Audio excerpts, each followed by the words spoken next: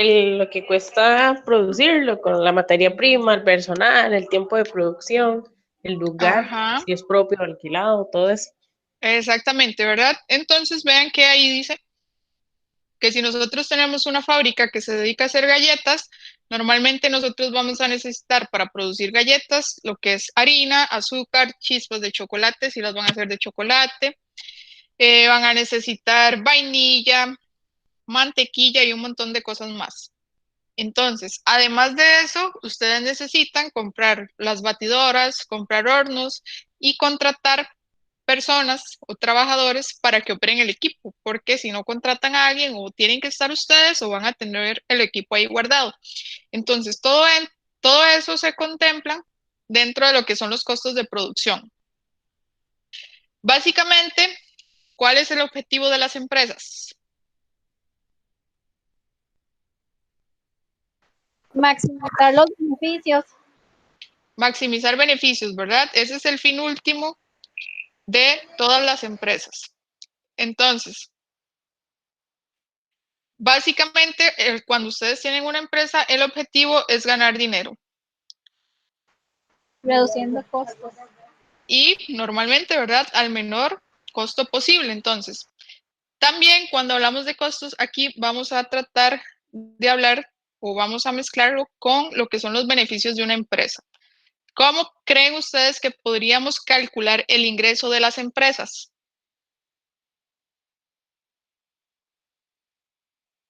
Costos de producción puede ser, digamos. ¿Qué más? Ingresos.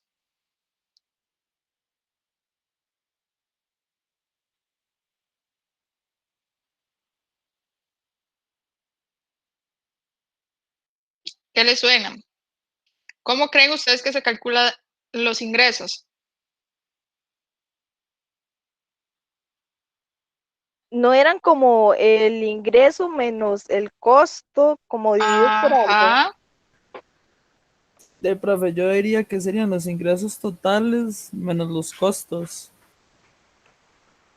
Esos exactamente, serían ¿verdad? los beneficios.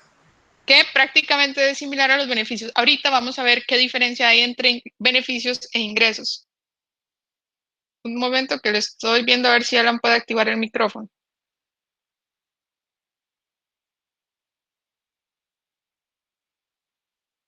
Entonces,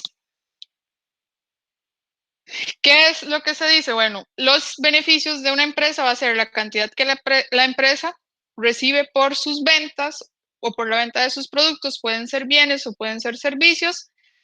Y se le denomina también ingresos. La cantidad que la empresa paga por comprar los insumos se les llama costos totales. Entonces, digamos, todo lo que necesita la empresa, en el caso de las galletas, la harina, la mantequilla, el azúcar y todas esas cosas, más la mano de obra, se contemplan como costos totales. ¿Qué es lo que se dice? Bueno, cuando nosotros calculamos los beneficios de una empresa, lo que queremos es que sean lo mayor posible, ¿verdad? Entonces, para nosotros obtener los beneficios, tenemos que obtener el ingreso más alto posible, o sea, vender la mayor cantidad de bienes o servicios y a eso restarle los costos. Y los costos, vamos a ver más adelante cómo se calculan, tienen que ser costos totales. Entonces, en función de eso, cuando nosotros al ingreso total le restamos los costos, obtenemos el beneficio de las empresas. Al igual que en todo lo que tiene que ver con economía, se evalúa mucho el tema del costo de oportunidad de los bienes o de los servicios. Y recuerden cuál era el concepto de costo de oportunidad. Sacrificar algo para obtener otra cosa. Sacrificar, ¿verdad? Algo para obtener una cosa adicional. Entonces, al igual las empresas tienen que hacer un sacrificio. Los costos de oportunidad van a requerir que la empresa desembolse dinero y hay otros que no. Entonces, cuando los costos de oportunidad implican que la empresa desembolse dinero, se llaman costos explícitos, ¿verdad? Costos de oportunidad explícitos. O sea, todo lo que implica que ustedes tienen que hacer una transacción son costos explícitos. Y algunos costos de oportunidad que la empresa no requiere desembolso, pero que también se valoran, ¿verdad? Se les consideran costos implícitos. ¿Qué ejemplo me pueden dar ustedes de costos implícitos de capital? Perdón, costos implícitos de las empresas.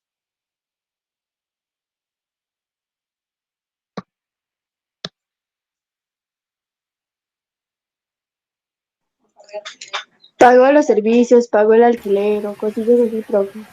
Esos son costos. Pero Y dice que no requieren desembolsos de efectivo. exactamente. ¿Y qué hacemos nosotros cuando pagamos un alquiler?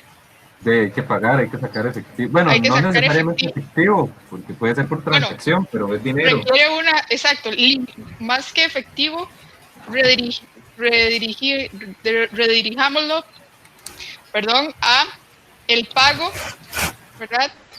De un valor monetario, o sea, que implica una transacción, ¿verdad? Esos son los costos explícitos.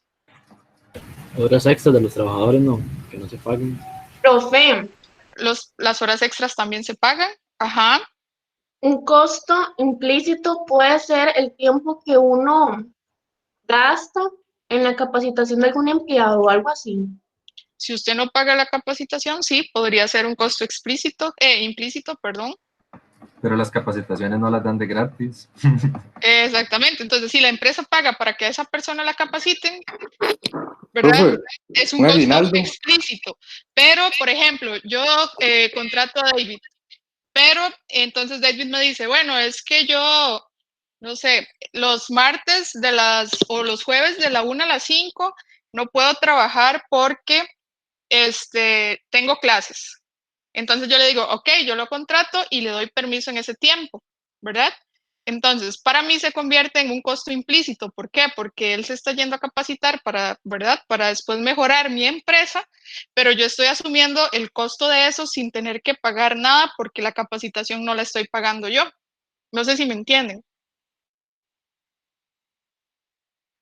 Ajá, entonces, profe, un costo implícito es el que usted no desembolsa, o sea, con el que usted no usa dinero para suplirlo, digamos. Exactamente, es algo que ustedes hacen, pero no requiere que desembolsen dinero, Ok, ¿verdad? es cuando la empresa se ve beneficiada de algo sin tener que desembolsar.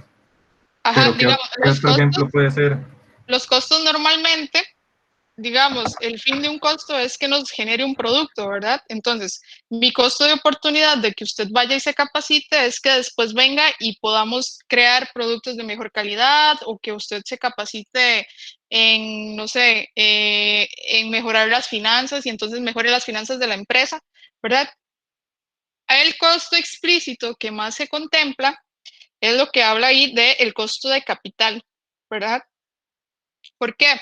Si ustedes tienen $1.000.000.000, ¿qué pueden hacer ustedes con esos $1.000.000.000?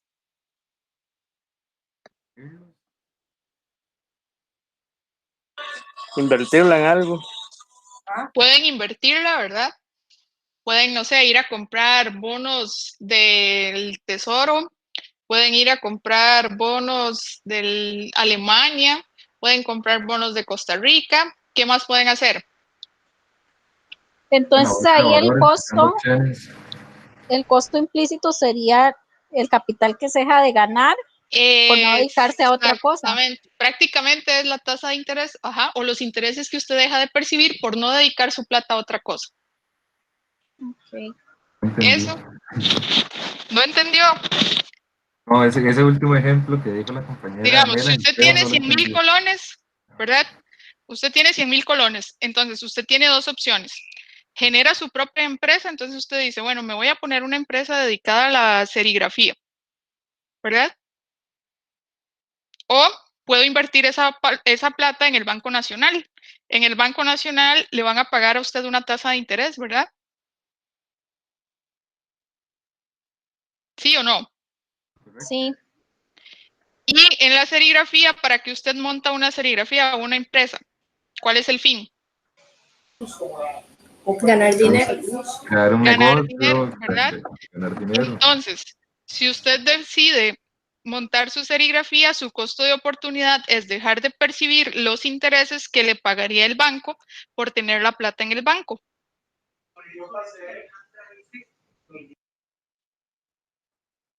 ¿Sí o no? Hasta ahí voy bien. Sí. El enredo fue a lo último con el costo implícito, con el Es un ejemplo. costo implícito, ¿por qué? Porque a usted esa plata, usted no la está recibiendo, o sea, usted la está dejando de percibir, pero no la está recibiendo, simplemente usted valora. Bueno, la tasa de interés que me está pagando el banco es de 5%, pero si yo pongo mi propia empresa, la rentabilidad del capital o de lo que yo estoy generando es del 10%. Entonces, estoy teniendo un costo implícito de 5, que es lo que estoy dejando de percibir por tener esa plata en el banco. ¿Costo de oportunidad? Es costo de oportunidad, exactamente.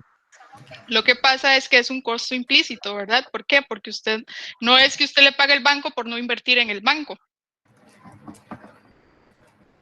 Simplemente es un costo que se genera por el hecho de yo no invertir en el banco. Si hubiera invertido en el banco, me hubiera ganado esa tasa de interés. ¿Sí o no, David? Sí, sí, más o menos. Entonces, aquí vamos a hacer una diferencia entre beneficio económico y utilidad contable. ¿Cuántos de ustedes han llevado contabilidad? Yo. Yo En también. el cole. ¿Todos han llevado cuenta? Hermoso. Sí, en el cole. Yo no, profe, yo no. Ok, Es vamos a ver. contabilidad. Y cuando ustedes llevaron cuenta, ¿cómo se calculaba la utilidad contable? Ingreso menos gasto, ¿es? Ingresos menos gasto, ¿verdad? Entonces, aquí vamos a hacer una separación entre lo que es la utilidad contable y lo que es el beneficio económico. ¿Por qué? Porque normalmente cuando hablamos de beneficios económicos, tomamos en cuenta o restamos de los ingresos tanto los costos explícitos, que son los que en contabilidad recuerdan que en cuenta todo lo que genere una transacción es lo que se debe registrar. Cualquier transacción que se genere debe registrarse. Entonces, los costos representan transacciones, los costos explícitos. ¿Por qué? Porque hay entrada y salida de dinero, ¿verdad? Si son costos, van a ser normalmente salidas de dinero. Entonces, cuando hablamos del beneficio económico, prácticamente contemplamos lo que son costos explícitos, pero también los costos implícitos, ¿verdad? Esos costos que hablamos que no se materializan en una transacción, pero que los tenemos presentes porque se convierten en una oportunidad en la cual nosotros podríamos invertir nuestro dinero.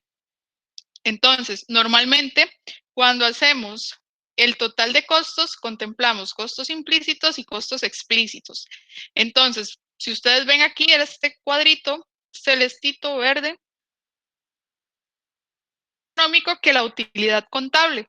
¿Por qué? Porque en conta o desde la perspectiva financiera, la utilidad contable simplemente es al total de ingresos, restarle los costos en los cuales hicimos un desembolso de dinero, ¿verdad? Entonces, normalmente la utilidad contable va a ser mucho mayor. ¿Por qué? Porque solo contempla el tema de los costos explícitos. No sé si hay hasta aquí alguna pregunta.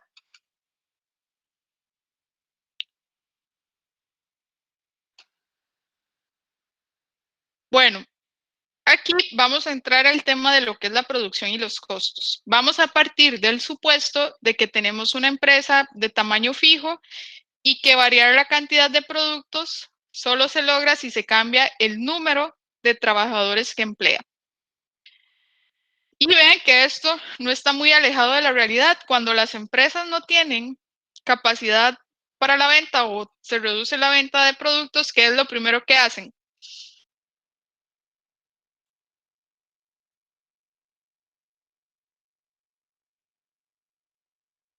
Los dejan de producir, profe.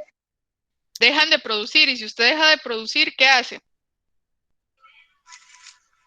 Despide empleados, ¿Ah? despide a la gente. Despedir gente, ¿verdad? Entonces, como yo no estoy produciendo, empiezo a despedir a la gente. ¿Qué pasó con el tema del COVID? Cuando empezaron a cerrar restaurantes, bares y demás lugares. Aumentó el desempleo. Aumentó el desempleo, ¿verdad? ¿Por qué? Porque como ya yo no tenía a quién venderle, o sea, mi producción ya no se realizaba, entonces lo más simple, ya yo no puedo devolver la mercadería, ¿verdad? No puedo ir a Senada y devolver los tomates o no puedo ir a tal parte y devolver la harina. tengo que quedarme con toda la materia prima, pero lo primero que puedo hacer es despedir trabajadores. Entonces, ¿qué es lo que se dice? Bueno, en el corto plazo, la forma más simple de reducir los costos o de variar los costos de producción es mediante la variación en la cantidad de trabajadores que empleamos. Ya a largo plazo vamos a ver que no. Pero prácticamente en el corto plazo, la única variable o el único costo variable que tienen las empresas son los trabajadores. Entonces, Profe, ajá. pero yo me imagino que eso pasa porque son negocios que viven del día a día, porque en los negocios grandes, me imagino que esos cambios van, valga la redundancia, a cambiar. No van a ser los empleados totalmente.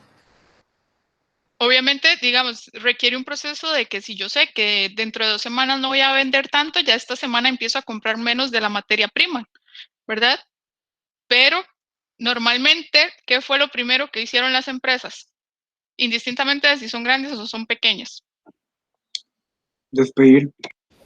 Y reducir salarios. Reducir jornadas laborales, no, reducir salarios no pueden porque eso es ilegal, pero sí pudieron con esta nueva ley reducir las jornadas laborales, perdón, ¿verdad? Que es prácticamente que personas que estaban trabajando 8 horas le redujeron 20%, 50%, ¿verdad? Porque lo más simple es reducir el tiempo de trabajo de las personas. No sé si conoces, David, de algún caso donde más bien haya sido lo contrario.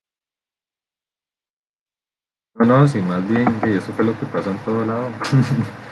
En mi familia se dio mucho que redujeron las jornadas. Bueno, es que, por ejemplo, lo que hicieron mucho las empresas fue que si trabajaban los sábados ya no los trabajan. Exactamente, entonces eso prácticamente es reducción, ¿verdad? Del tiempo de trabajo, o sea, no fue que ellos fueron y devolvieron los implementos que tenían ahí para producir, sino que lo primero que acataron fue recortar los tiempos de trabajo. Entonces, en el corto plazo y todavía en el muy, muy cortísimo plazo, lo más simple es recortar los tiempos de trabajo. Entonces, los tiempos de trabajo y todo lo que tiene que ver con los costos está muy relacionado con lo que es la función de producción. Entonces, aquí ustedes pueden visualizar es la función de producción y de costos totales de una empresa pequeña, ¿verdad? Que fue parte de los supuestos que planteamos.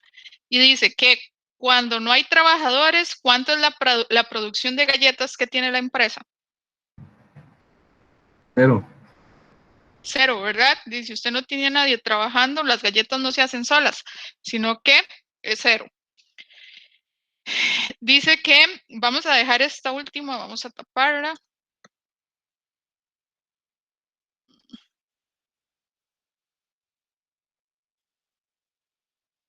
Ese por ahorita no nos va a interesar. Entonces dice que cuando hay un número 0 de trabajadores, la empresa no produce nada, pero el costo de la fábrica es de $30. ¿A qué creen ustedes que se debe eso? A que sigue pagando alquiler y demás. recibos, todo eso. Electricidad. Correcto, ¿verdad? Entonces, como la empresa, aunque no esté produciendo, hay ciertos costos que se consideran fijos, se les llaman costos fijos, que es, aunque usted no venda ni una sola galleta, le va a tocar pagar la luz, el agua, el teléfono, si tiene que pagar alquiler, tiene que pagarlo, ¿verdad? Entonces, hay costos que aun cuando usted no produzca nada, va a tener que asumirlos. Y el costo de los trabajadores dice que es 0.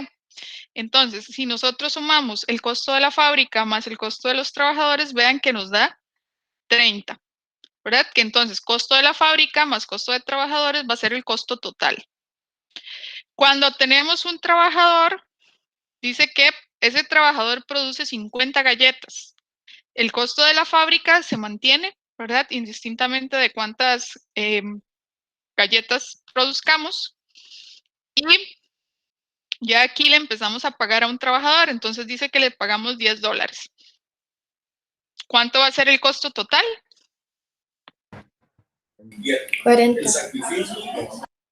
40, ¿verdad? Que es 10 del costo de fábrica más 10 de los costos de los trabajadores. Entonces, este va a ser nuestro costo total.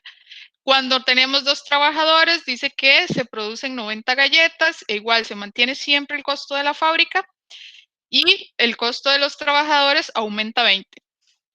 Y aquí vean que nuestros costos totales se van incrementando.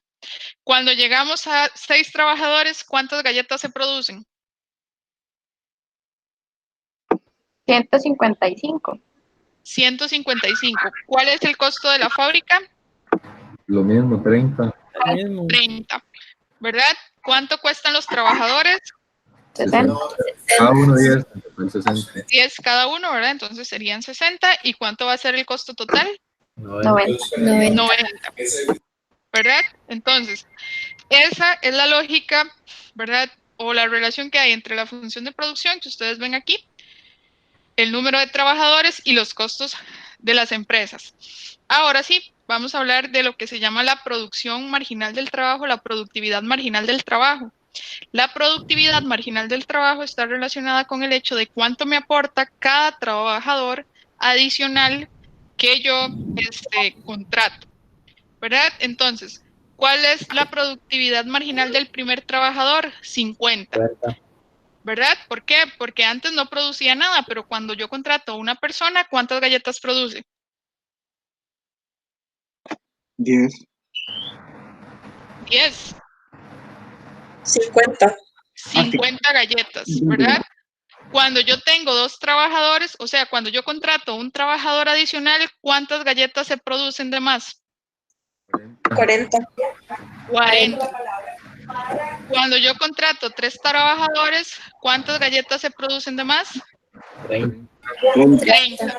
¿verdad? Entonces, vean que la productividad marginal del trabajo, conforme nosotros vamos contratando más trabajadores, puede ir disminuyendo. ¿Qué pasa? Ajá. Eso es bueno, profe. No.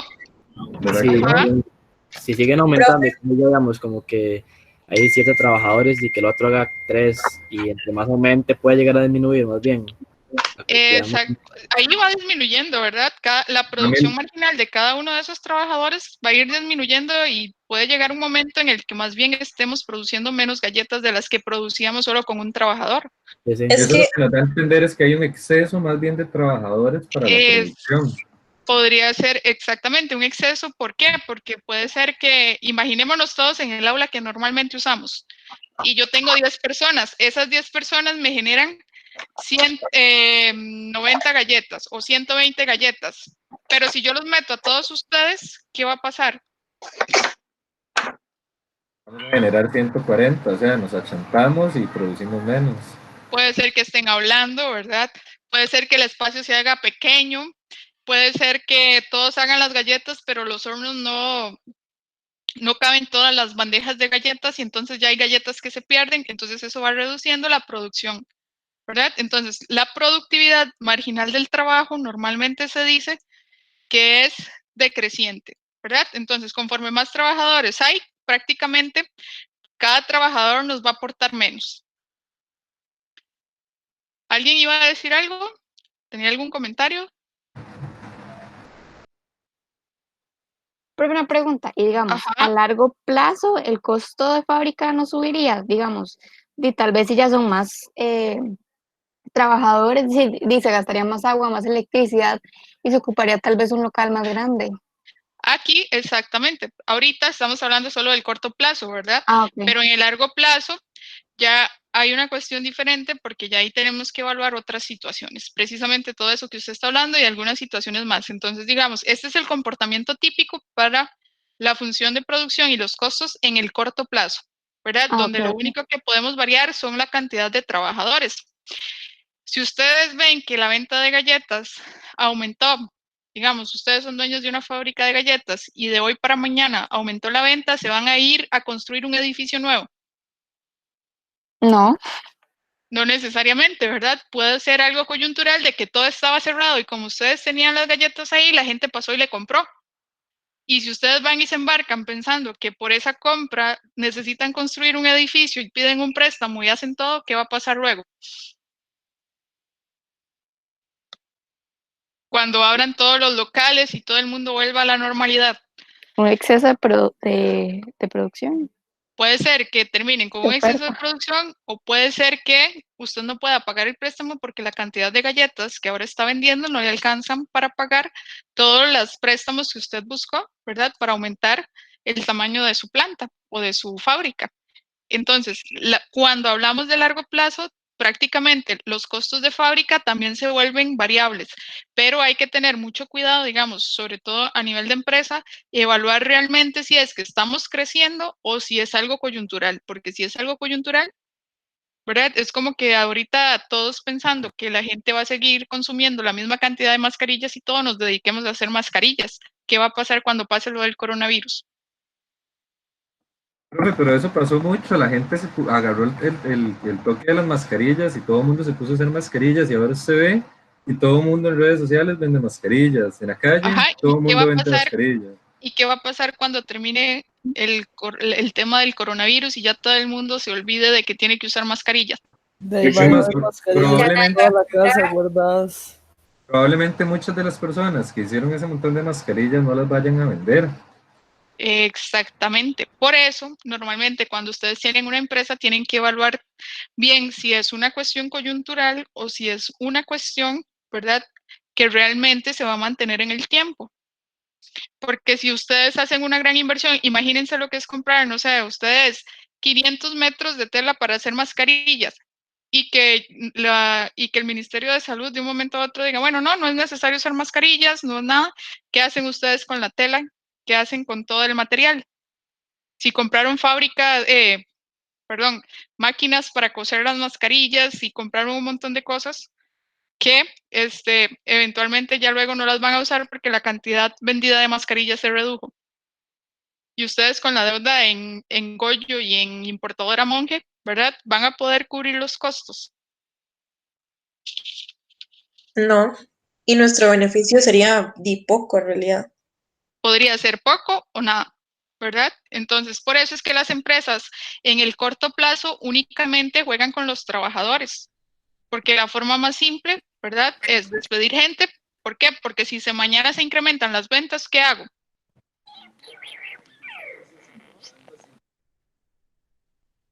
Contrata más trabajadores. ¿Cuánta gente hay en Costa Rica que necesita ahorita trabajo? Antes eran muchos, ahora son más. Exactamente, ¿verdad? Entonces yo sé que lo más simple es, ¿verdad?, contratar trabajadores.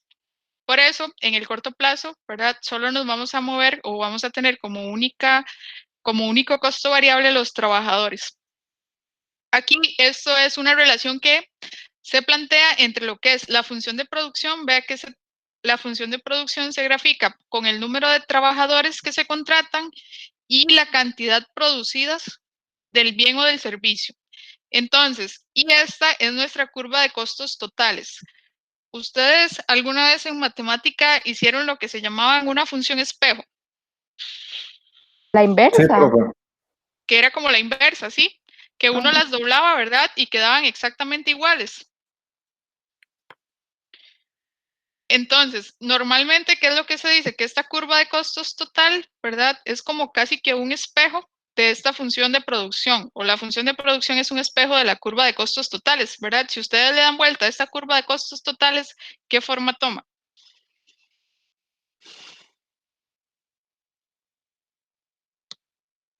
De la otra gráfica. La de la función de producción, ¿verdad? ¿Qué es lo que se dice? Entonces, que este achatamiento que va sufriendo la función de producción se debe a que llega un punto en el que los costos totales empiezan a crecer de manera, o se empiezan a incrementar de manera creciente, ¿verdad? ¿Qué quiere decir eso? Que ya no crecen un 3%, sino que luego un 4%, luego un 5%, luego un 6%. Entonces, por eso es tan pronunciada. Y esta función de producción, ¿verdad?, prácticamente se va achatando. Y eso se debe a la productividad marginal decreciente del trabajo. Entonces, bueno, estos son algunos de los costos que vamos a calcular. Tenemos costos fijos y costos variables. Los costos fijos son aquellos costos que no varían con la cantidad producida. Ya hablábamos, ¿verdad?, del alquiler, del agua, de la luz. Esos ¿verdad? En el sentido de los que utilizamos, por ejemplo, para mantener el edificio en términos de servicios sanitarios y demás. Puede ser que dependiendo de nuestra actividad, el agua sí sea o sí se considere, al menos dentro de lo que es la contabilidad, digamos, que es algo que no vamos a ver aquí, pero que tal vez tiende a confundir, el agua y la luz sí pueden ir, contemplarse dentro de lo que se llaman costos semivariables, ¿verdad? Porque puede ser que llegue un momento en el que gastamos más luz y más agua. Pero aquí solo vamos a encasillarnos, ¿verdad? Vamos a partir del supuesto de que el agua, la luz, el teléfono, el internet, los alquileres, todos los vamos a enmarcar dentro de costos fijos. Y como costos variables vamos a utilizar únicamente el trabajo. Entonces, los costos fijos son los que no varían con la cantidad producida y los costos variables son los que varían con la cantidad producida, es decir, el número de trabajadores. Los costos totales vamos a obtenerlo, vamos a ver, aquí me faltó uno que es el costo o los costos totales promedio, perdón, que son básicamente la suma del costo fijo y del costo variable.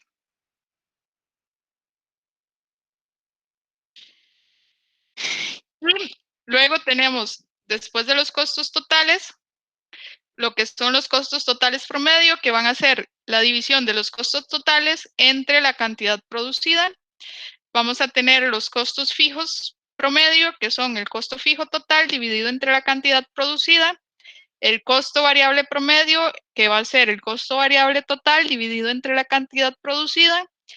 Y el costo marginal, que el costo marginal básicamente es el incremento que se da en los costos totales debido al incremento de una unidad en la producción. Entonces, en este ejemplo, chicos, vean que ya que ustedes tienen los costos totales para cada nivel de producción. Cuando se producen 0 galletas, ¿cuántos son los costos totales? 30, ¿verdad? Cuando se producen 50 galletas, nuestros costos totales, ¿verdad? Son de 40. Y cuando llegamos a 155, ¿cuántos son nuestros costos totales? 90, ¿verdad? Entonces, con todas estas fórmulas, ahora al final vamos a calcular los costos variables, ya los costos fijos y variables los tenemos, vamos a calcular los costos totales promedios, el costo fijo promedio, el costo variable promedio y el costo marginal. Esta gráfica, chicos, es una curva de costo promedio y de costo marginal. Esto, a fin de cuentas, es si nosotros obtenemos todos esos datos que hablábamos antes, vamos a obtener estas curvas. Esta curva roja que ustedes ven que dice CMG es la curva de costos marginales. Ahorita vamos a ver cómo se calculan cada uno de ellos. Pero esta curva de costos marginales es la que prácticamente nosotros utilizamos como oferta. O sea, todas las ofertas que ustedes han creado o todas las ofertas que hemos trabajado a lo largo del curso, aquella en el modelito de oferta y demanda, es prácticamente esta curva de costo marginal. Recuerden que decíamos la semana pasada cuando vimos el tema de eficiencia de mercados que prácticamente el valor más bajo que los productores estaban dispuestos a asumir era la curva o era el costo marginal. No sé si lo recuerdan. ¿O no se acuerdan de nada? Sí, yo sí. Y creo que la presentación que vimos la semana pasada también venía algo con respecto a eso. Exactamente, ¿verdad? Entonces, ¿qué es lo que se dice? Que la curva de oferta, o sea, todas las ofertas que nosotros hemos trabajado hasta la semana pasada y la que vieron ustedes hoy en el quiz, es prácticamente congruente con esta curva de costos marginales. O sea, cada uno de estos representa, cada uno de estos puntos negros que ustedes ven en esta curva representan los costos, el precio mínimo que las empresas están dispuestas a recibir por el producto que ofrecen, ¿verdad? Era la relación que nos hacía la semana pasada la presentación. Esta curva de costo total promedio se dice que siempre tiene forma de U. ¿verdad? Aquí llega hasta 10, pero si ustedes la siguen construyendo va a tener forma de U. Entonces, vean que tiende a disminuir, ¿verdad? El costo total promedio, que esta disminución se debe a que los costos fijos se van distribuyendo entre las unidades totales producidas y después se empieza a incrementar conforme los costos variables por trabajador, por cada trabajador que contratamos, se empiezan a aumentar. Entonces, por eso tiene esta forma como de U. Disminuye, ¿verdad? Por la distribución que se hace del costo fijo entre el total de unidades producidas y se incrementa conforme nosotros vamos aumentando la cantidad de trabajadores. Esta que ustedes ven que es asíntota prácticamente al eje cero es la curva de costo fijo promedio, ¿verdad? Que es básicamente la distribución del costo fijo entre el total de unidades producidas. Entonces, en el caso anterior eran 30, ¿verdad? Si ustedes dividen, este no es exactamente el mismo caso, pero si ustedes dividen 30 entre 10 unidades producidas, ¿cuánto va a ser el costo fijo promedio?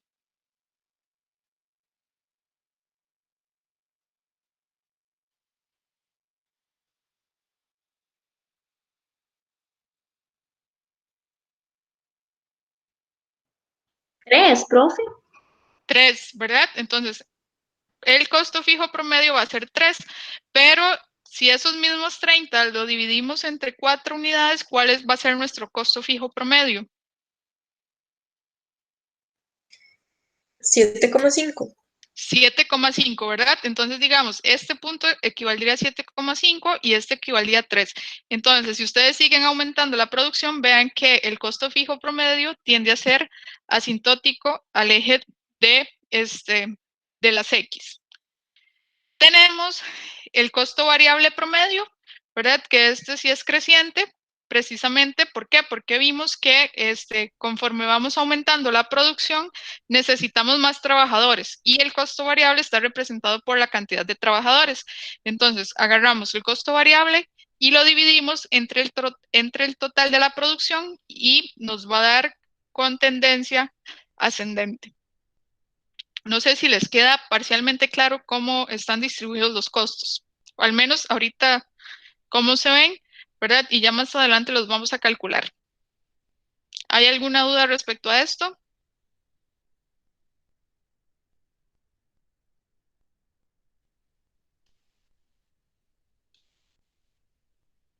Parto del supuesto que no. Bueno, y aquí hay una relación importante que es entre el costo marginal y el costo total promedio. Dice que siempre que el costo marginal es menor que el costo total promedio, el costo total promedio va a disminuir. Y cada vez que el costo marginal es mayor que el costo total promedio, el costo total promedio va a aumentar. Y se dice que la curva de costo total marginal va a intersecar la curva de costo total promedio en el punto más bajo. En esta gráfica se cumple eso.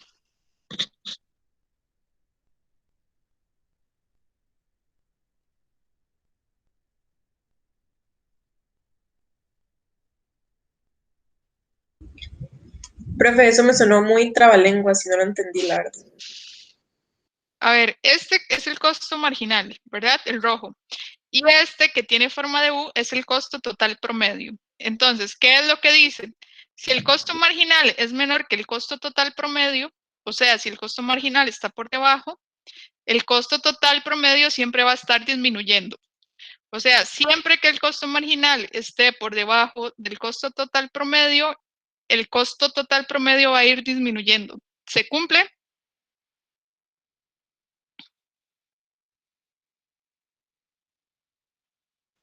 Sí. Sí, ¿sí o no? Profe, ¿puede hacer la presentación más grande? Es que vieras que casi no veo. ¿Cómo no va a ver si yo tengo la presentación? El asunto es que si la hago más grande, está en 90% y se me sale de la pantalla. Ay. Bueno, ahí ya la veo un poquito más fuerte. ¿No será que usted tiene disminuido su pantalla de Hangouts, de Meet? No, pero voy a hacer más. ¿Por qué no comparte la presentación por completo? Bueno, el asunto es que, bueno, sí está bien. solo que si alguien entra, entonces tengo que estarme saliendo para que la puedan ver, para poder ingresar a la persona. Entonces, dice, siempre que el costo total marginal es menor que el costo total promedio, el costo total promedio disminuye. ¿Se cumple ahí? Sí, ahí disminuye el costo total promedio, que es la última. ¿Verdad? Viene cayendo, viene disminuyendo, disminuyendo, y el costo marginal está por debajo de este costo total promedio, ¿verdad? Y lo otro que dice es siempre o cada vez que el costo marginal es mayor que el costo total promedio, el costo total promedio va a aumentar. En este tramo de, podríamos decir, 5.5 en adelante, ¿cuál está por encima? ¿El costo marginal o el costo total promedio? Costo marginal. El costo marginal, ¿verdad? Entonces, se cumple que el costo marginal está por encima del costo total promedio y vean que el costo total promedio se empieza a incrementar. Siempre, siempre se va a cumplir eso. Y este punto de acá, ¿verdad? Este que ustedes ven acá, donde se cruza el costo marginal con el costo total promedio, es el punto más bajo del costo total promedio. O sea, es el valor más bajo de todos los costos totales promedio, es el valor más bajo. Siempre se van a cruzar ahí.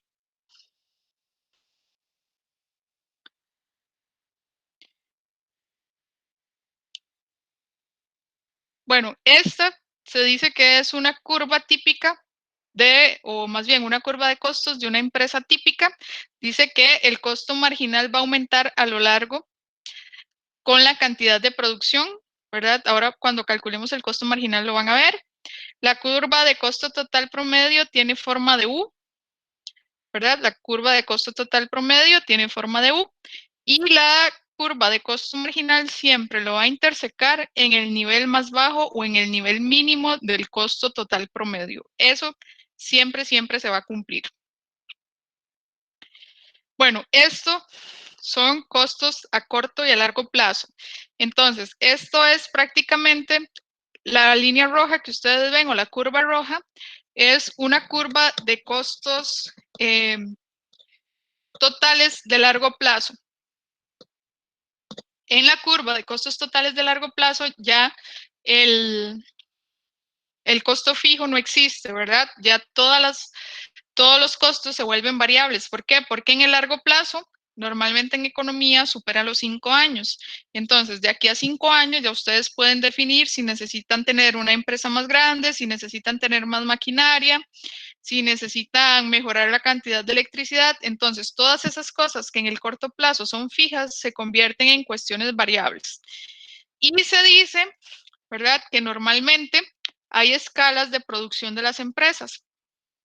Cuando las empresas tienen en el corto plazo, son una fábrica pequeña, ¿verdad?, o apenas están naciendo, se dice que ellas se encuentran en esta situación de acá, ¿verdad?, de corto plazo. ¿Qué nos indica esto? Que ellas en relación con el largo plazo pueden seguir incrementando sus costos. O sea, esta curva celeste que ustedes ven se puede ir desplazando sobre esta línea roja. ¿Cuál es la idea? Bueno, que ellas lleguen a un punto que se llama rendimientos constantes de escala, ¿verdad? Que es prácticamente que se ubiquen en esta situación de acá, ¿verdad? En la curva celeste que ustedes ven en el centro. ¿Por qué? Porque en ese momento el nivel de producción de corto y de largo plazo es el mínimo. Perdón, el costo de producción de corto y de largo plazo llega a ser el mínimo. Entonces, eso se mantiene o se le llama rendimientos constantes de escala, ¿verdad? En este momento, en la curva que ustedes ven más hacia la izquierda, ellas tienen economías de escala. Eso significa que ellas pueden seguir aumentando el nivel de producción y sus costos más bien se van disminuyendo en el tiempo, ¿verdad? Por eso es que tratamos de llegar a este punto de rendimientos constantes de escala. Sin embargo, en el momento en que ellas superan eso, ¿verdad?, o generan más costos y nos vamos desplazando a lo largo del tiempo, pueden llegar a tener lo que se llaman deseconomías de escala. que es prácticamente, ¿verdad?, un incremento en los costos de producción y que supera el costo de producción de largo plazo. Entonces, esta parte de acá, de la curva roja, si nos ubicamos en esa parte, vamos a tener deseconomías de escalas. Si nos ubicamos en el centro, vamos a tener rendimientos constantes de escala. Y si nos ubicamos en la parte de la curva donde viene decreciendo, de la curva roja, vamos a decir que tenemos deseconomías de escala. Perdón, economías de escala. Si tenemos economías de escala, podemos seguir incrementando nuestra producción, ¿verdad? Y nuestros costos van a tender a llegar a los de largo plazo. Si más bien tenemos deseconomías, nosotros tenemos que empezar a disminuir la producción para ajustarnos a nuestro costo total promedio de largo plazo. No sé si les queda parcialmente claro, si hay alguna duda. Profe, yo tengo una pregunta. Ajá. Por ejemplo, cuando una empresa llega a estar en deseconomía de escala, ok, empieza a disminuir la producción. Ajá. ¿Cuál es como su equilibrio? ¿El equilibrio sería llegar de nuevo a rendimientos constantes de escala o simplemente bajar un poco de donde se llama deseconomías de escala? A donde no, la idea, ¿verdad? El ideal sería que llegue al mismo costo de largo plazo que sería en el momento en el que se ubica en rendimientos constantes de escala. Entonces sería como volver a rendimientos constantes de escala, pero exactamente, ajá. Ya con costos totales a largo plazo. Exactamente, que el costo de corto plazo y el de largo plazo coincidan, ¿verdad? Para evitar que hayan deseconomías de escala. Y se mantenga el nivel de producción eficiente. Bueno, aquí tenemos este ejercicio. A ver, ¿qué me dicen?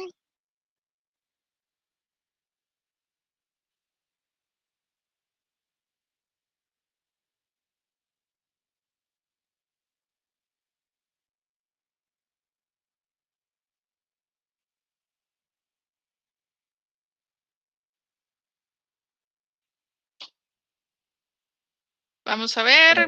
Economías de escala.